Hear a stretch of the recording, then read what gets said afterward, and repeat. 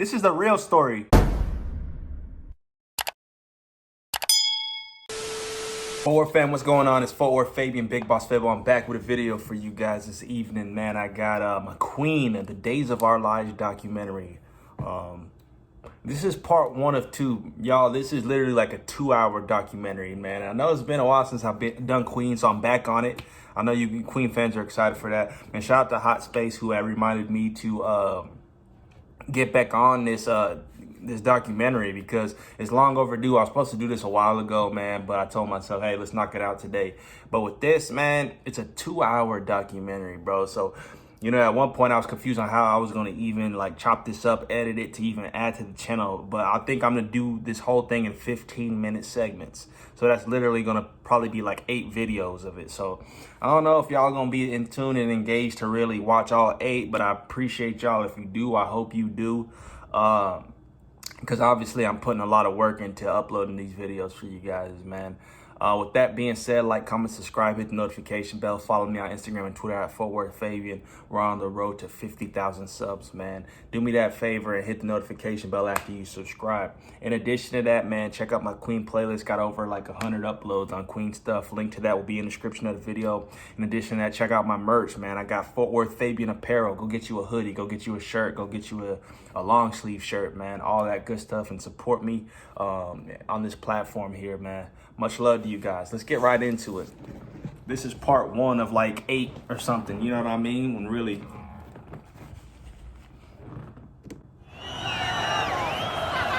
There's been a lot of rumors lately about a certain band called Queen. The rumors are that we're going to split up. What do you think? They're talking from here. But forget those rumors. We're going to stay together until we fucking will die, I'm sure.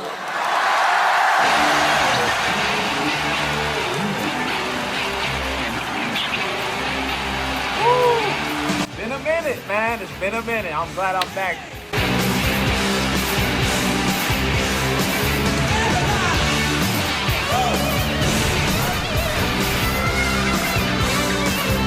There really wasn't much sex and, well, there wasn't much drugs.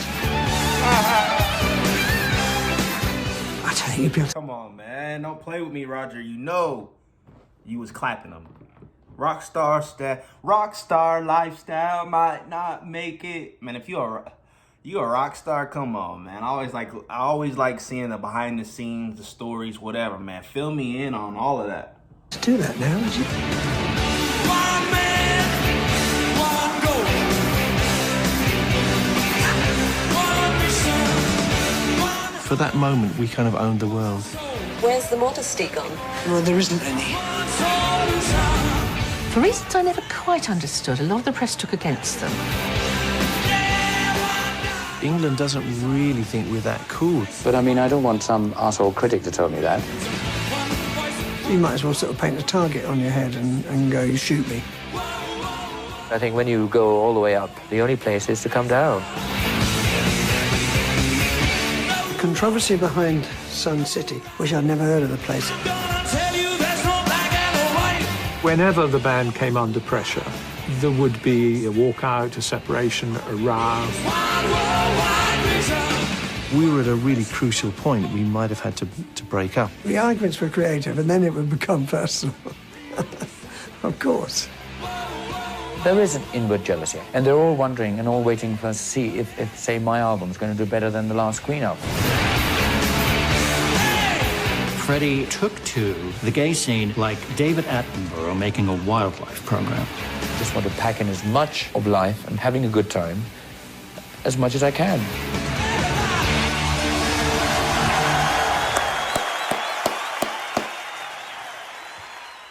London, the Imperial College of Science and Technology. Meeting place for space scientists from 50 nations. Specialists who will help develop the equipment which has taken mankind into the new age of space exploration. We've got Brian May on guitar. Oh, it's Brian. They finally figured out. Bro, I miss London, man. Oh, man, that intro was dope, though. That intro was dope. Queen fans, we're back. We're back at it, man. Queen, yes, sir. But, man, this is just so nostalgic, so reminiscent, bro. Y'all guys know that I spent some time in London, right? All my true subscribers know that. I was studying physics as an undergraduate here, but astronomy was always my thing. And so I did the astronomy postgraduate for a PhD. When we were at school, me and my mates had a group called 1984. And when I left for university, the singer that we had, Tim Staffel, and myself decided to put a new group together called Smile. We've got Roger Meadows-Taylor on percussion.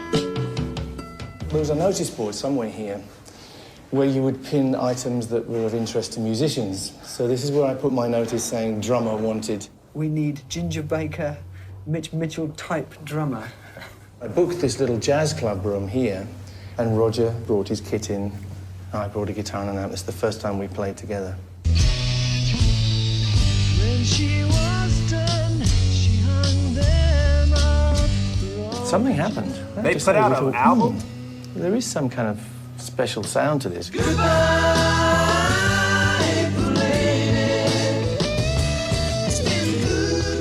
I guess we had the same sort of sound in our heads.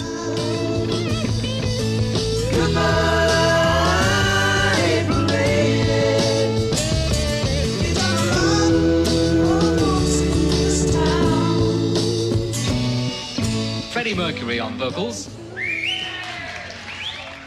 Freddie came from a colonial background.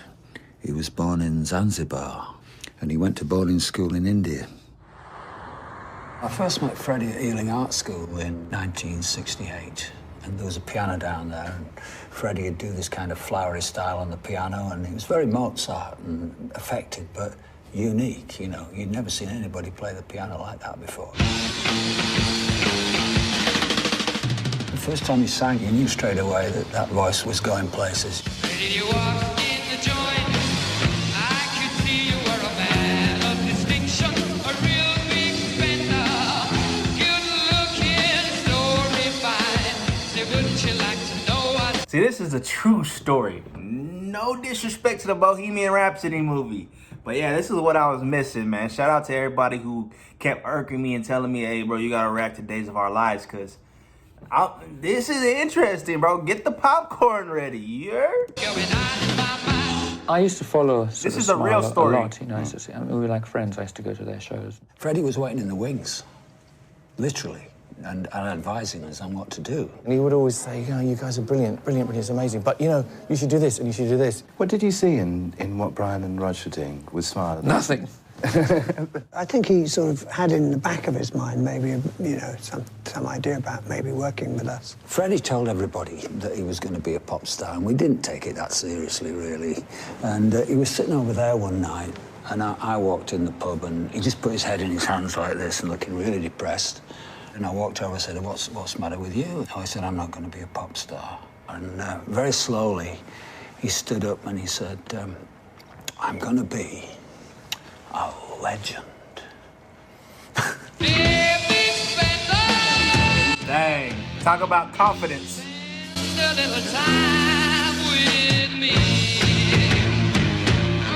Although we'd had a lot of successful gigs and we'd played colleges and we played pubs and small clubs up and down the country, we just never got anywhere.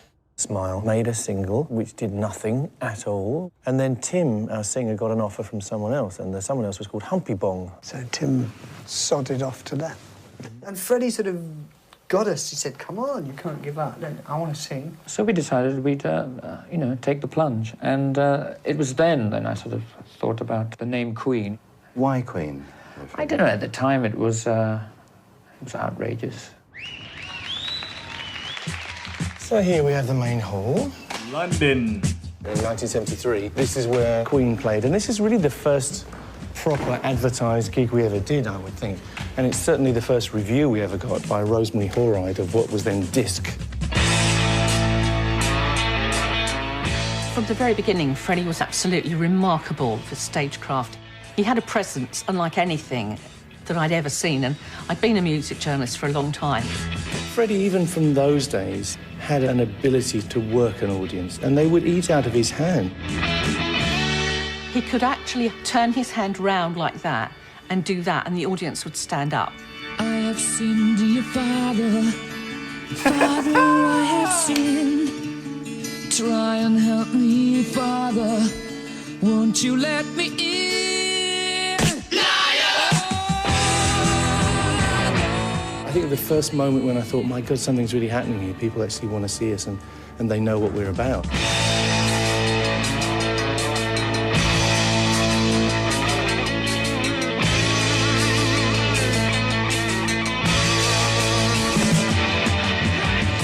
When they came along, there had been a denim rock movement, if you like, with Status Quo, Uriah Heep. I just think Queen were an incredible breath of fresh air in rock music. They had brilliant songs. Freddie Mercury was an absolutely charismatic frontman. Brian May was just this brilliant guitarist, and Roger Taylor was a phenomenal drummer, and you had that guy that played bass. We spent a couple of years looking for a bass player. We had several bass players. Very hard to find the right guy. Then we found John. Deacon John on bass. So I came along in a way as a bit of an outsider at first. And it did take me quite a few years to sort of grow more into the group, you know, and find myself, at home, really. Before we signed to a record label, we actually signed to Trident Productions, a management company run by the Sheffield brothers, who had their own studio right in the middle of Soho. Recording our first album, we were all still just students finishing off our degrees. We had to do it in what time was available, because it's crazy when you think about, like, the process from starting a band, and we're generally speaking, starting a band and then getting signed in the 70s, bro. Especially in, like, the major rock era. It seemed like bands were just, like, left and right. Of course, you had to be talented, bro, but the process seems like it was so much more simplistic. Like, you're getting picked up by management, you find a manager or a management company, like you don't really, of course, I'm sure they went, put some work in before they reached that level to where someone was interested in backing them, putting $1 behind the brand. But it seems so different. Obviously, it's very different from that era to this era. You know what I mean? It's so many artists nowadays fighting for the spot, trying to fight to get signed. You really just got to be something special. You got to be able to create a buzz on your own nowadays in order for a label to even want to care to back you, bro. Back then, it's just like, the story seemed so seamless. Like, oh, these guys, we're in a band, and boom, they had a management deal. And then boom, they're already recording their album, And obviously, like I said, I'm sure I don't know the details and the behind the scenes, but it was a different age back then getting signed. Obviously, it may have been harder in a sense because people had demos and they walked into the record label, and the label, everybody was trying to walk into labels to drop off their demos. But it was still tough to get signed back then, just as it's tough to get signed now. But it is different, man. Today, there's just so much competition. But you have the power of the internet to where you can just do whatever online and go viral. And then people are knocking at your door because you've been able to build something up. But that's the difference. Nowadays, nobody's signing you unless you have some type of following, unless they see you've been sufficient on your own. People aren't just signing talent. Oh, you're talented. I'm going to invest in you. Nah, bro. Back then, you didn't have a social media page. You could, like, social media stars are getting signed to record deals now because they got 1 million followers. It's like the label sees it as you already have a brand built behind you or a following built behind you. So we'll invest in it because you already have a base that's going to purchase your product anyway. It's just crazy, man. Let me know y'all's thoughts on that in the comments, though. The studio's being booked up all the time. So we had to go in, sometimes at 2 o'clock in the morning and sometimes, finishing at 6 in the morning. All those sorts of weird times that nobody wanted. I don't care. I'm going to the studio.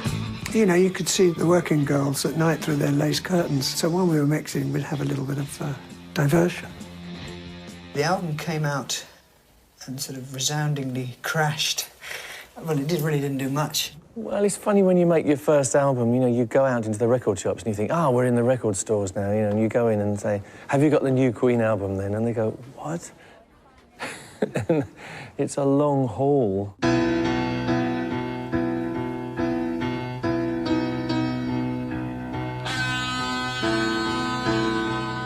We with Queen too. I couldn't believe how much work we put into that. I think we felt we were evolving our own sound.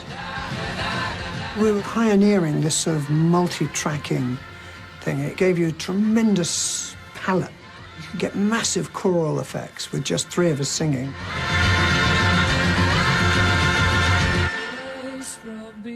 That's when we sort of first really got into production and went completely over the top. You know, there's a track on there called March of the Black Queen.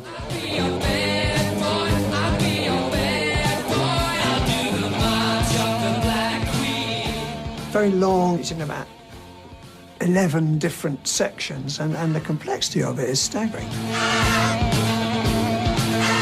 I mean, the tape was literally transparent. The 16-track, 2-inch tape. The oxide was almost completely worn away. We'd gone over it so many times, so many overdubs and bounce downs. It literally was transparent.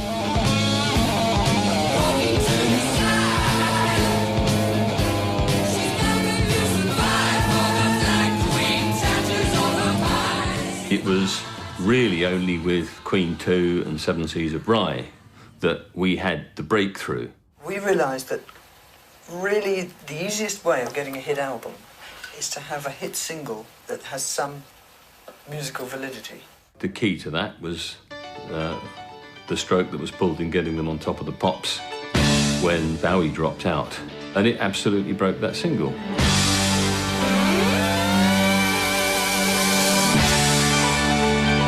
It was a very underwhelming experience the very first time because there was a strike on at the BBC.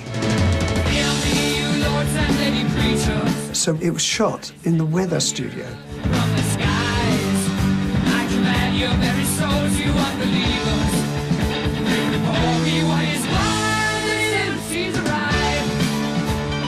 The GOAT It was era. great fun to be at Top of the Pops because it was sort of all happening. You felt like, you know, you were, in a sense, becoming part of public consciousness.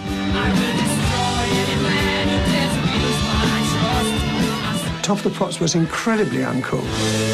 It was rubbish because nobody was actually playing. There was about 75 teenagers which were herded about the studio and a bunch of aging disc jockeys presenting it. Pan's people were there, these very glamorous girls dancing, you know, it was a lot of fun. The BBC actually had a set of plastic cymbals that went dup when you hit them, so they didn't make any noise. I think that sort of says it all, really. I suppose it's true to say we had slightly mixed feelings about Top of the Pops because it wasn't very cool, but it was the great vehicle for selling records, so what can you say? It had quite a big impact, I know, because our record went straight into the top 10. So obviously the impact was huge then.